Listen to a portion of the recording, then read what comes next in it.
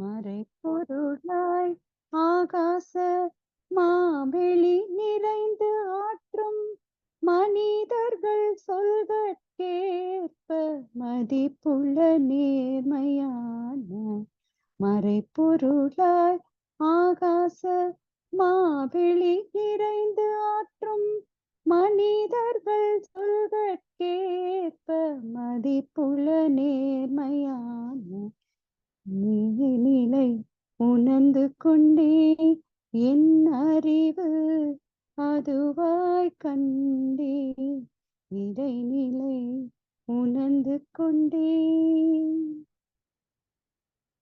நிறைவுள்ள விளைவளிக்கும் நேர்மையும் விளங்கி போச்சு.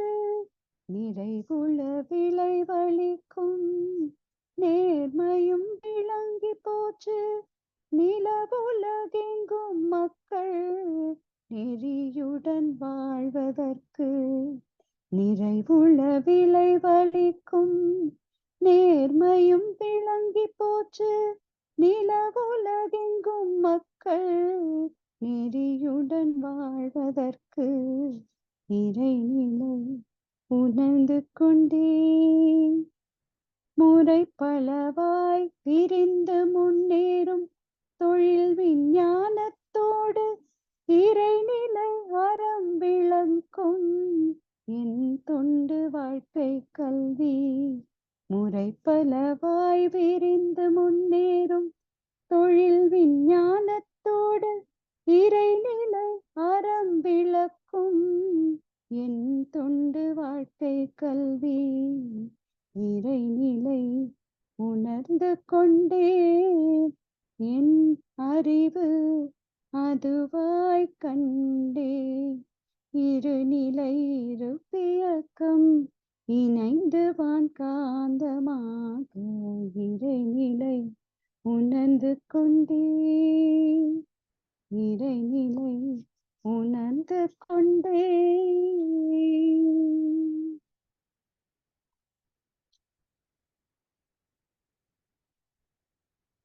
வாழ்க வையகம் வாழ்க வையகம் வாழ்க வளமுடன். வாழ்க வையகம் வாழ்க வையகம் வாழ்க வளமுடன். வாழ்க வையகம் வாழ்க வையகம் வாழ்க வளமுடன்.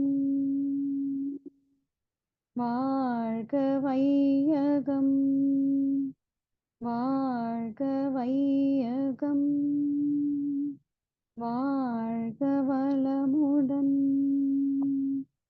வாழ்க வையகம் வாழ்க வையகம் வாழ்க வளமுடன். நன்றி. வாழ்க வளமுடன். வாழ்க வையகம் வாழ்க வையகம் வாழ்க வளமுடன். சிந்தனையை உடல் நலத்தை சீரமைத்து உய்வித்த குருவே வாழ்க, குருவே துணை. வேதாந்திரியம் வாழ்க வளமுடன். இன்று வரை உலகில் தோன்றிய அனைத்து சித்தர்களும் ஞானிகளும் மகான்களும் மற்றும் வேதாத்திரிய கோட்பாடுகளை அர்ப்பணிப்புணர்வோடு அகிலமெங்கும் உணர்வாக்கி கொண்டிருக்கும் ஞான ஆசிரியர்களின் மதிநுட்பமும் குருவர்களோடு சுகமமாய் நம்மை சூழ்ந்திருந்து நாம் உய்வதற்கு துணை நிற்குமாக என்று சங்கல்பித்துக் கொண்டு இன்றைய இரவு நிகழ்வை இறைவணக்கம் குரு வணக்கத்தோடு நாம் இனிதே துவங்குவோம். இறைவணக்கம் மற்றும் குரு வணக்கம் பாடிட அருளதி சங்கரி செந்திலம்மா அவர்களை அழைத்தமைவோம். வாழ்க வளமுடன். வாழ்க வளமுடன். குருவே துணை. இறைவணக்கம். எல்லாம் வல்ல தெய்வம் அது எங்கும் உள்ளது நீக்கமர சொல்லால் மட்டும் நம்பாதே சுயமாய் சிந்தித்தே தெளிவாய் வல்லாய் உடலில் இயக்கம் அவன் வாழ்வில் உயிரில் அறிவும் அவன் கல்லார் கற்றார் செயல் விளைவாய் காணும் இன்ப துன்பம் அவன் அவனின் இயக்கம் அணுவாற்றல் அணுவின் கூட்டு பக்குவம் நீ அவனில் தான் நீ உன்னிலவன் அவன் யார் நீ யார் பிரிவேது அவனை மறந்தால் நீ சிறியோன் அவனை அறிந்தால் நீ பெரியோன் அவன் நீ ஒன்றாய் அறிந்த இடம் அறிவு முழுமை அது முக்தி அறிவு முழுமை அது முக்தி. குரு வணக்கம்.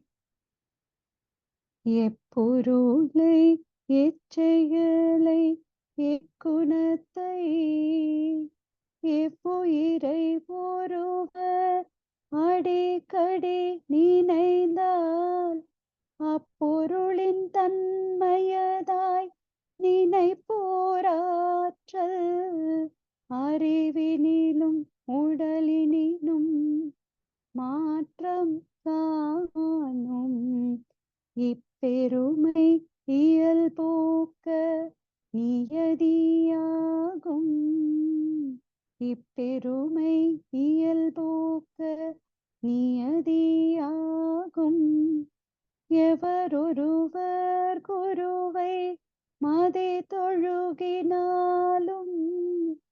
தப்பாது குரு உயர்வு மதிப்போர் தம்மை தரத்தினில் உயர்த்தி பிறவி பயனை நல்கும் தப்பாது குரு உயர்வு மதிப்போர் தம்மை தரத்தினில் உயர்த்தி பிறவி பயனை நல்கும்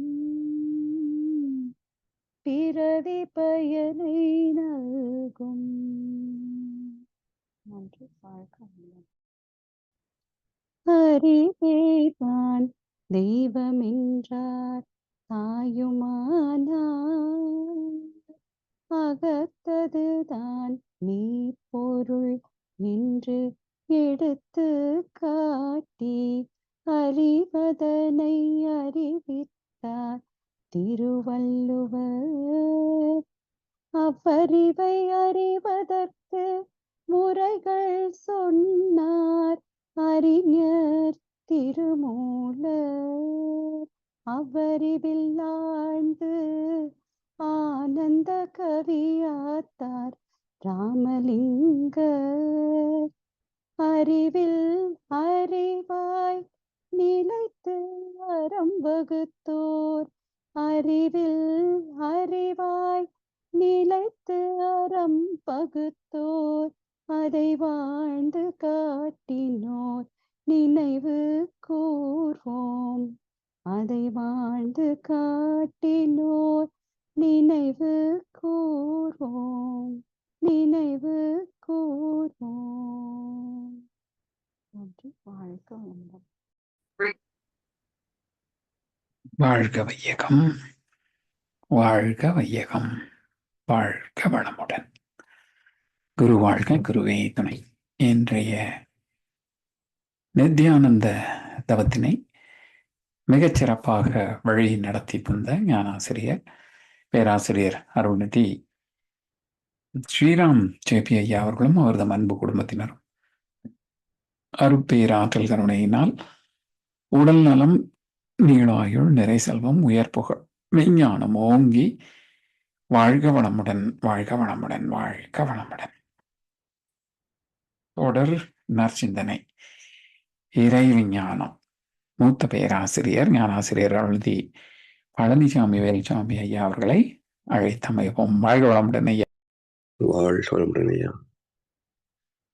வாழ்க வையகம், வாழ்க வையகம், வாழ்க வளமுடன். குரு வாழ்க, குருவே துணை. சான்றோர் பெருமக்களே, இறை விஞ்ஞானம் வேதத்திரிய தொடர் சிந்தனையின் 35ஆம் பாகத்தில் ஆத்மாவை பற்றிய 14வது அமர்வு. ஆத்ம தூய்மைக்கான வழிகள் 4 என்பதிலே தெளிந்த நல் அறிவு வேண்டும். 2வது, மனம் அறிவாக மேன்மை பெறுகின்ற போது தெய்வமாக மாறுகின்றான். 3வதாக, ஆறுமுகமான பொருள் நான் அறிய வேண்டும். 6 வகைகளிலே அழுத்தம், ஒளி, ஒளி, சுவை, மனம் மற்றும் மனமாக செயல்படுகின்ற காந்த தத்துவத்தை அறிந்து கொள்ள வேண்டும் என்ற கருத்தை நேற்றைக்கு பார்த்தோம். அவருடைய தொடர்ச்சியாக மேலும் சில கருத்துக்கள். ஒவ்வொருவரிடமும் புண்ணிய பாவ பதிவில் கலந்தே இருக்கின்றன. இவற்றிலே தீய பதிவுகளை எண்ணங்கள் தோன்றுகின்ற போது செயல்படுத்தாமல் தவிர்ப்பதற்கு 2 காரணங்கள் உண்டு. ஒன்று, தேவையில்லை என்பதனால் அல்லது சந்தர்ப்பம் கிட்டவில்லை என்பதனால். சில பேர் சொல்லுவாங்க, வாய்ப்பு கிடைக்கிறவன் தவறு செய்கிறான், வாய் உள்ளவன் விமர்சனம் செய்கிறான் என்று. அதாவது ஒரு சுதந்திர போராட்ட தியாகி சமீபத்தில் ஒரு 10 ஆண்டு முன்பு நினைக்கிறேன், இந்தியா முழுவதும் அங்கங்கே தூய்மையான அரசியலுக்கான கருத்துக்களை பேசிக் கொண்டிருந்தார். நிறைய மக்கள் 50,000 பேர் 16,000 பேர் கூட்டம் கூடுவாங்க. அப்ப நான் சொன்னேன், இத்தனை பேர் ஊழல் இல்லாத நல்லாட்சி விரும்புகிறார்களே, இப்போ அந்த கூட்டம் நடந்து கொண்டிருக்கின்ற போது ஒரு ஹெலிகாப்டர் மூலமாக, அதிகமாக வேண்டாம், ஒரு 50 ரூபாய் தாள் அப்படியே கொட்டினு வச்சிங்களேன், இந்த கூட்டத்தில் எத்தனை பேர் ஓடி வந்து எடுக்க மாட்டாங்கன்னு பாருங்க. அப்படி எடுக்கவில்லை என்றால் எல்லாருமே பதவிக்கு வருகின்ற போது, வாய்ப்பு கிடைக்கின்ற போது தவறு செய்ய மாட்டார்கள். வந்து எடுத்துக்கிட்டாங்க என்றால் நிச்சயமாக வாய்ப்பு கிடைக்கின்ற போது திருடத்தான் செய்வாங்க. சாமி சொல்லுவாங்க, திருடுவதற்கு வாய்ப்பு கிடைக்காததனால் யோகியனாக இருப்பது உண்டு என்று ஒரு கவியில சொல்லுவார். திருடே சிக்கிய பிறகு நிரூபணம் ஆகாத வரைக்கும் யோகியன் தான் என்று அருமையாக ஒரு கவி எழுதியிருக்கிற மகர்ஷி அவர்கள். எனவே தீயவற்றை செய்யாததனால் மட்டுமே ஒருவனை நல்லவன் என்று ஏற்றுக்கொள்ள முடியாது. 2 காரணங்கள் இருக்கும். ஒன்று, வாய்ப்பு கிடைக்கல, அல்லது இப்போதைக்கு அது தேவையில்லை. இதுக்கு ஏன் சொல்ல வருகிறேன் என்றால், எல்லார்கிட்டையும் நன்றும் தீதும் கலந்துதான் இருக்கும். சில பேர் தீயதை நீக்கிடணும் அப்படிம்பாங்க. எப்படி நீக்க முடியும்? எந்த பதிவும் அழிக்க முடியாது. Characterisation can never be erased. அப்போ இருக்கத்தான் செய்யும். அதனால அதுக்கு நொந்து கொண்டிருக்க முடியுமா? ஐயோ, நம்மகிட்ட கெட்டது இருக்கு. இருந்தா கிடக்குது, வீடு பயன்படுத்தினா தானே, அது பேசாம விட்டுடுவோம். எனவே தீய பதிவுகளுக்கு பயப்பட வேண்டிய அவசியம் இல்லை. அது எங்கும் இருப்பவை, எல்லோரிடத்தும் இருப்பவை, எப்போதும் இருப்பவை. பயன்படுத்தாமல் ஒதுங்கிவிட்டால் போதும்.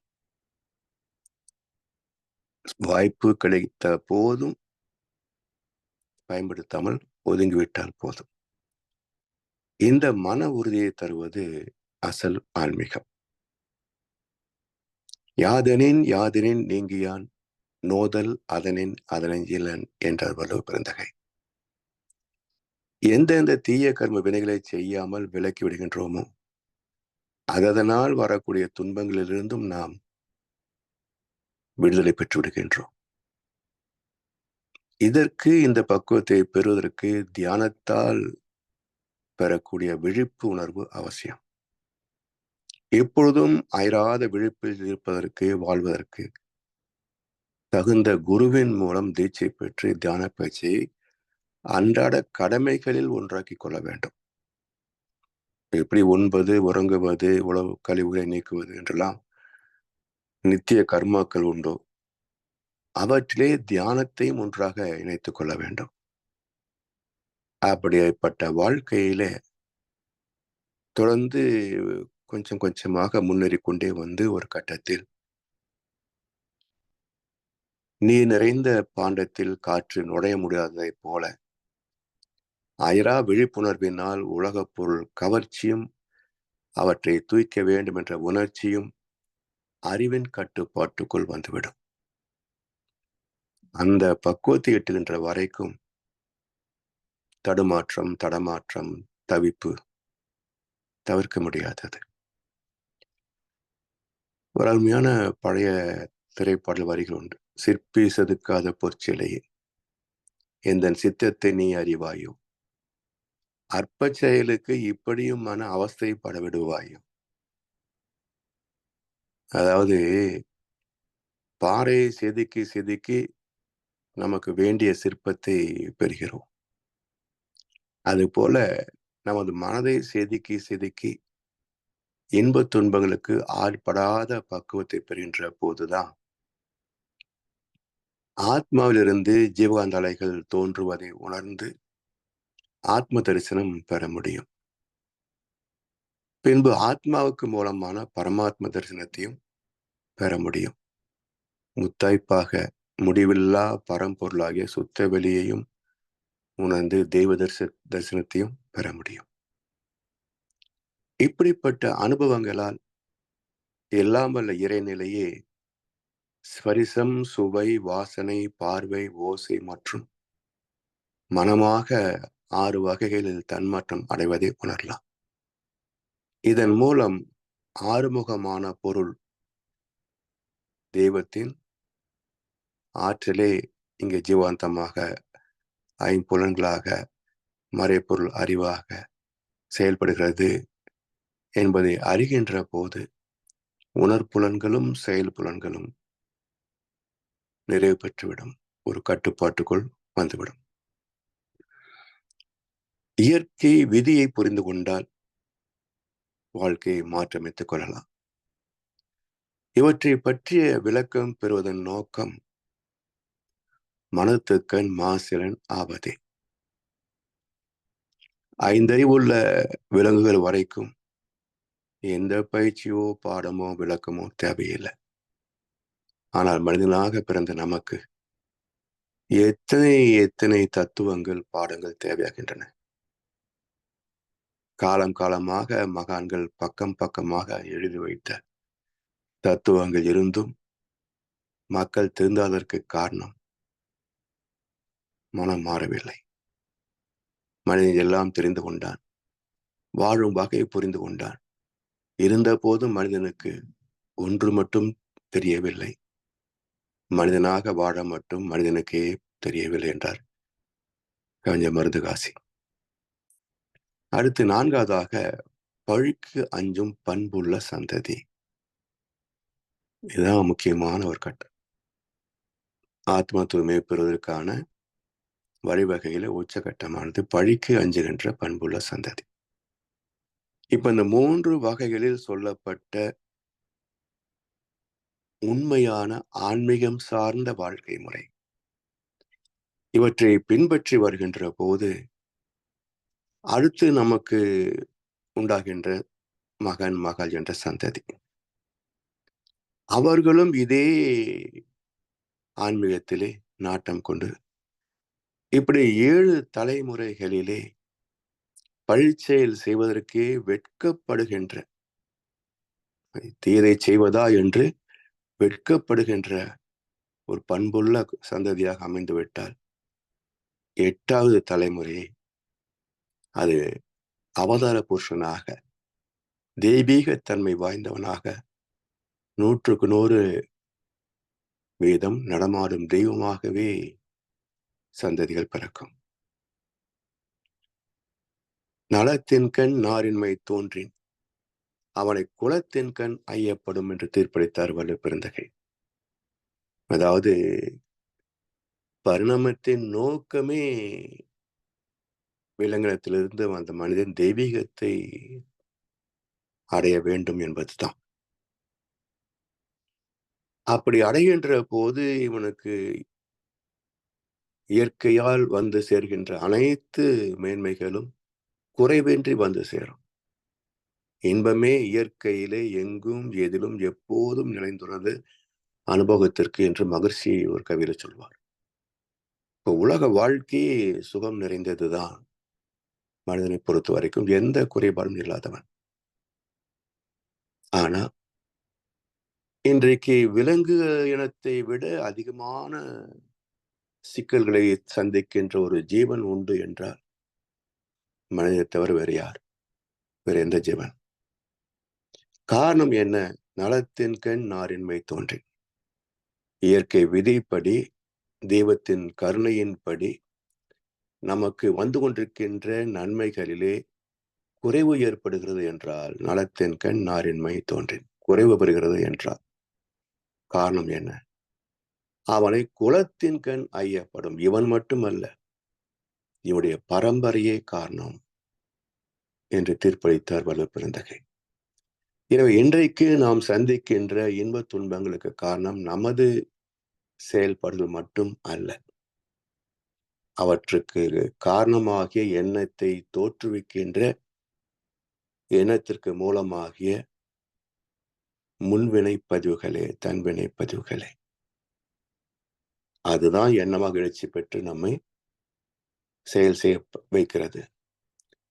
புண்ணிய செயலுக்குரிய விளைவாக நன்மைகளை பெறுகிறோம், பாவச் செயலுக்குரிய விளைவாக துன்பத்தை அடைகிறோம். அப்போ நமக்கு முன்பு 6 தலைமுறைகள் வாழ்ந்த வாழ்க்கையின் அனுபவங்களும் இன்று நாள் வரைக்கும் நாம் செய்து முடித்த நம்முடைய அனுபவங்களும் சேர்ந்ததன் விளைவுதான் அடுத்து வரக்கூடிய நம்முடைய எண்ணங்களின் மூலம், எண்ணங்களின் அடிப்படை. எனவே இதை புரிந்து கொண்டு நம்மை நாம் திருத்திக் கொள்ள வேண்டும். நிகழ்காலம் என்பது நிகழ்கின்ற காலம் மட்டுமல்ல, நிகழ வேண்டிய காலம். பெர்சென்ட் சொல்கிறோம் இல்லையா? பெர்சென்ட் மீன்ஸ்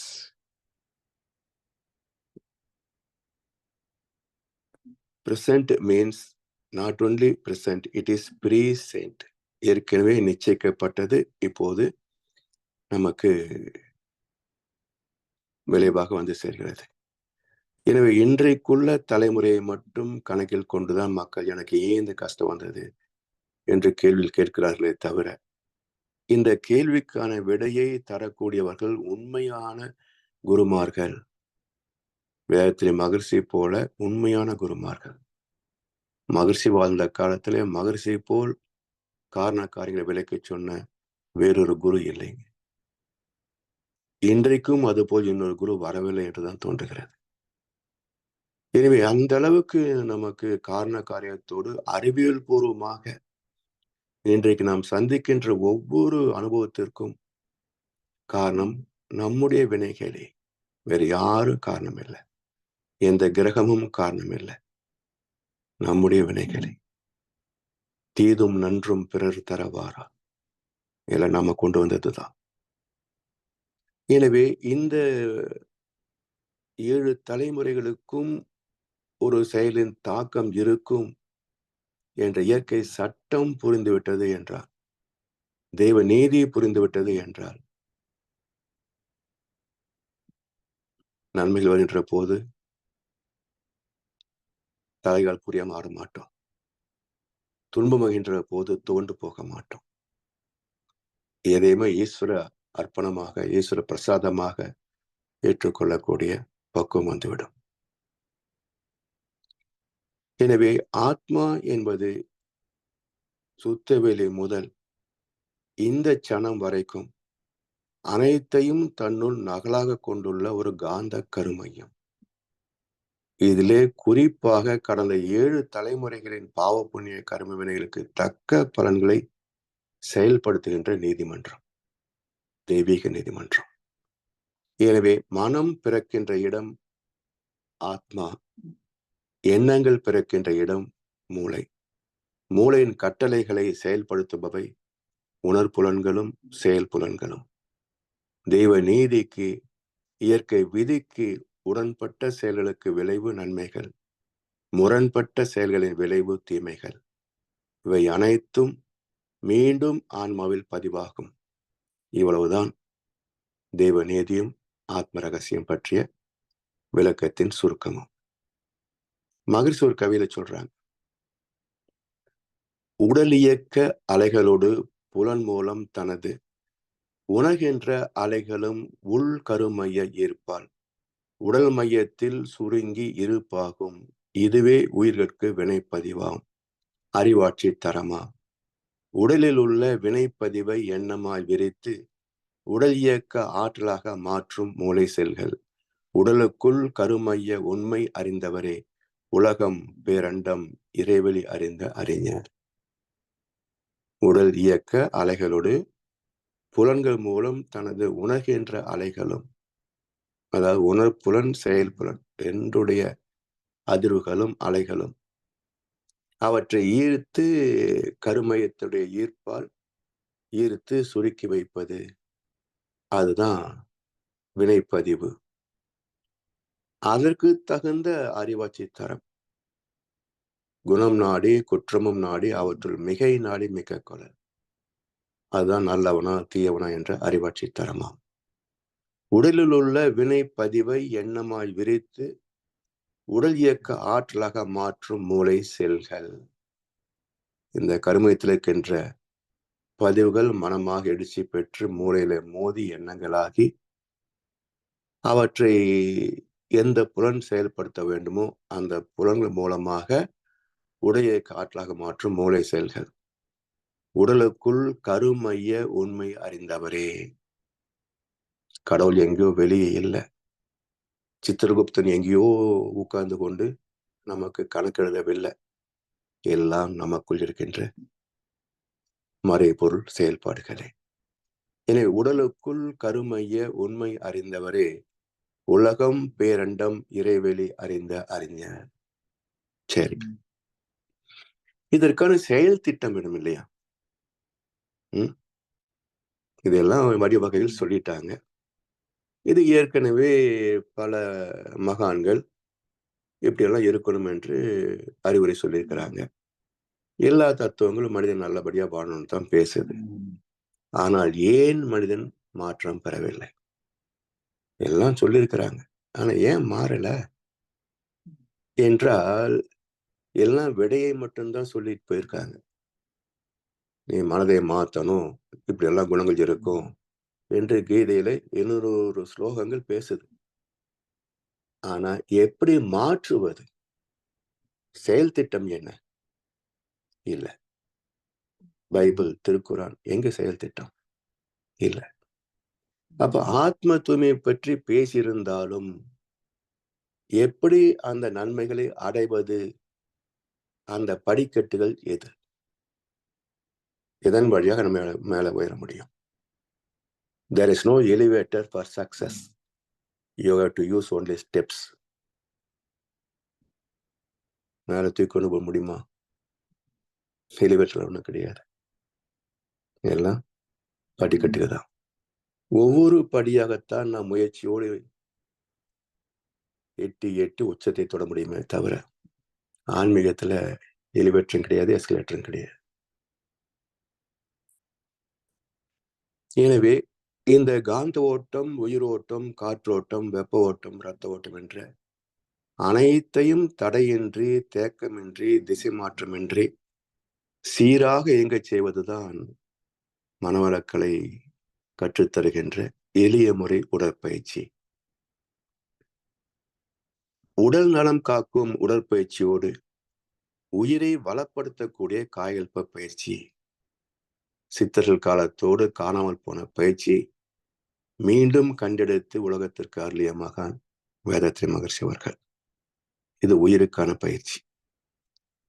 நன்று என்று கண்டபடி செயலாற்றும் நற்பண்பு மனதின் பலவீனத்தை நீக்கி உறுதிப்படுத்தும் குண்டலினி யோக தியான பயிற்சி. எளிய முறை குண்டலினி யோக தியான பயிற்சி. மகரிஷி வருவதற்கு முன்பு தீட்சை முறை இருந்தது. ஆனா எளிய முறை தீட்சை இருந்தா என்ன? இல்ல, நேர மூலாதாரத்திலிருந்து பைபாஸ் சிஸ்டம். ஆக்னிக்கு வந்து, பிறகு சாந்தி வந்து, பிறகு துரியம் போய், பிறகு துரியோதனம் போய், அதன் பிறகு ஒன்பது மையம். ஏன் இப்படி அமைக்கப்பட்டது? அதாவது கீதையிலே பாருங்க, எல்லா குழப்பங்களுக்கும் காரணம் ஆத்ம ரகசியத்தை பற்றி தெரியாத அறியாமை. சரி, இதை அறிந்து கொள்வதற்கான வழிவகை என்ன? கர்மயோகம். இந்த கர்மயோகத்தை செயல்படுத்துவது எப்படி? செயல் புலன்கள், உணர்புலன்களை முறைப்படுத்தணும். ஞான கர்ம சந்நியாசி யோகம். பிறகு மனதை பக்குவப்படுத்தணும், சந்நியாசி யோகம். அதன் பிறகு தியான யோகம். இதெல்லாம் பண்ணதுக்கு அப்புறம் தியானம் எதுக்கு? எல்லாத்தையும் முறைப்படுத்தியாச்சு, அப்புறம் எதுக்கு தியானம்? இப்படித்தான் எல்லா காலத்திலும் நிகழ்ந்திருக்கிறது.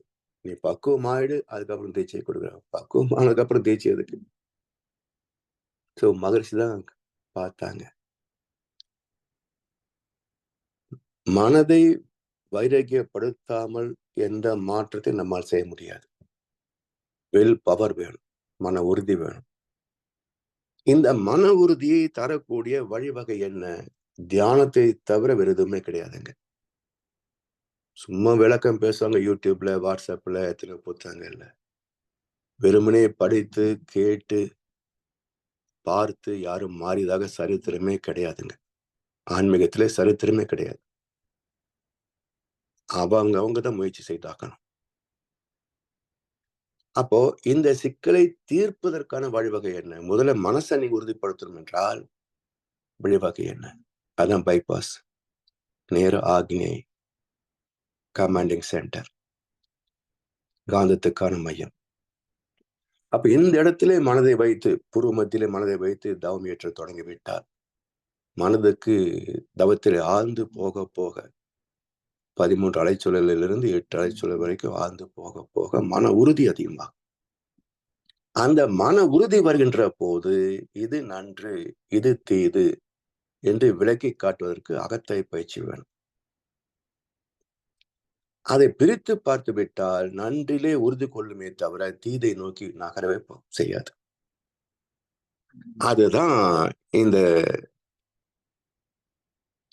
அதான் இந்த சிரமம். எனவே இதை பிரித்து ஆய்வதற்கு அகத்தாய் பயிற்சிகள். இப்படி இழந்துவிட்ட புதையலை மீண்டும் கண்டெடுக்கும் முயற்சி தான் தியானமும் தவமும் ஆன்மாவின் கலங்குகளை தேவநீதியோடு இணைத்து சீர் செய்து வாழ்வை நிறைவடைக்கும் செயல் திட்டம். வேதாத்திரியம் என்பதை உணர்ந்து சமுதாயம் நன்மை பெறட்டும் என்று சொல்லி ஆத்மாவை பற்றிய விளக்கத்தை நிறைவு செய்கின்றோம். மீண்டும் அடுத்த வகுப்பிலே விதியின் விளைவு வினையின் விளைவு பற்றிய தலைப்பை துவங்குவோம். வாழ்க வளமுடன், வாழ்க வையாம். ஐயா, எனக்கு லண்டன் வகுப்பு இருக்கிறதுனால வாழ்க வளமுடன். இன்றைய நற்சிந்தனை சிறப்பாக வழங்கிய ஞானாசிரியர் மூத்த பேராசிரியர் அருள்நிதி பழனிசாமி வேலுச்சாமி ஐயா அவர்களும் அவரது அன்பு குடும்பத்தினரும் அருட்பேராற்றல் கருணையினால் உடல் நலம், நீள ஆயுள், நிறை செல்வம், உயர் புகழ், மெய்ஞானம் ஓங்கி வாழ்க வளமுடன், வாழ்க வளமுடன், வாழ்க வளமுடன். பாடல்கள் பாடி நிறைவு செய்யும் தருணம் இது. வேதாத்திரிய பாடல் பாட அருள்நிதி பிரதீப் துரை ஐயா அவர்களும், பிரம்மஞான கவி பாட அருள்நிதி ஸ்ரீராம் ஜேபி ஐயா அவர்களும், உலக நல வாழ்த்து பாட அருள்நிதி இளங்கோ தங்கராசன் ஐயா அவர்களும். வாழ்க வளமுடன், வாழ்க வளமுடன். வேதாத்திரிய பாடல். போரில்லா நல்லுலகம், பொருள் துறையில் சமநீதி, நேர்மையான நீதிமுறை, நிலவுலகிற்கோர் ஆட்சி, சீர் செய்த பண்பாடு, சிந்தனையோர் வழிவாழ்வு சிறப்புணர்ந்த பெண்மதிப்பு தெய்வ நீதி வழிவாழ்த்தல் தேர்திருவிழா தவிர்த்தல் சிறுவர்க்கே விளையாட்டு செயல்விளைவு உணர்கல்வி சீர்காந்த நிலை விளக்கம் பார் முழுவதும் உணவு நீர் பொதுவாக்கல் பல மதங்கள் பல கடவுள் பழக்கமொழித்து உண்மை ஒன்றை தேர்ந்திடுதல். வாழ்க வளமுடன். வாழ்க வளமுடன். பிரமணனுக்கு இறைவெளியே தன்னிருக்க சூழ்ந்தழுத்தும் மாற்றல் இதன் திணிவு மடிப்பு விழ சுழலும் நுண்விண்ணாம் நிறைவெளியில் விண் சுழல நெருக்குகின்ற உரசல் நிலைவெளியில் எழுப்புகின்ற நேரலைகள் காந்தமாம்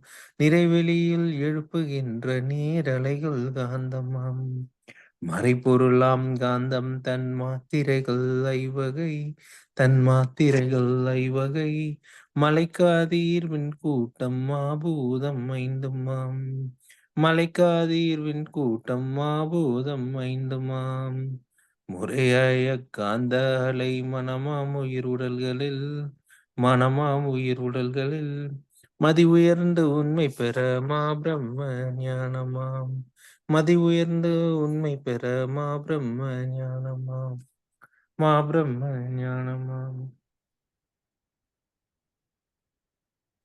வாழ்க வையகம், வாழ்க வையகம், வாழ்க வளமுடன். உலக நல வாழ்த்து. உலகம் எல்லாம் பருவமழை ஒத்தபடி பெய்யட்டும். உழவரெல்லாம் தானியத்தை ஒப்புடனே பெருக்கட்டும். பல தொழில்கள் புரிகின்ற பாட்டாளி உயரட்டும். பகுத்துணர்வில் தொகுத்துணர்வு பண்பாட்டை உயர்த்தட்டும். கலகங்கள் போட்டி பகை கடந்தாட்சி நடக்கட்டும். கல்லாமை கடன் வறுமை கலகங்கள் மறையட்டும். நல வாழ்வை அளிக்கும் ஞான ஒளி வீசட்டும். நம் கடமை அறவாழ்வின் நாட்டத்தே